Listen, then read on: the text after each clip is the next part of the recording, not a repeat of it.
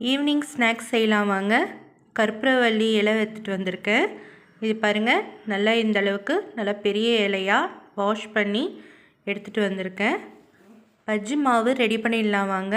கடலை மாவு, அரிசி மாவு, தேவையான அளவு உப்பு, மஞ்சள் தூள், மிளகாய்த்தூள், சோட்டா மாவு ஒரு சிட்டிகை, பெருங்காயத்தூள் 1 டீஸ்பூன், தண்ணி ஊற்றி நல்லா கரைச்சி எடுத்துக்கலாம்.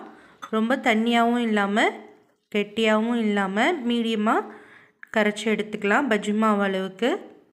எண்ணெய் சூடானதும் ஒன்று ஒன்றா போட்டு எடுத்துக்கலாம். வீட்டில் கற்பூரவள்ளி செடி இருந்தால் நீங்கள் ஒரு வாட்டி ட்ரை பண்ணி பாருங்கள்.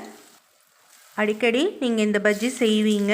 நீங்களும் செஞ்சு பார்த்துட்டு எப்படி இருந்ததுன்னு கமெண்ட்ஸில் சொல்லுங்கள். மறக்காமல் நம்ம சேனலை சப்ஸ்கிரைப் பண்ணிவிடுங்க. வீடியோ பிடிச்சிருந்ததுன்னா மறக்காமல் லைக் போட்டுருங்க.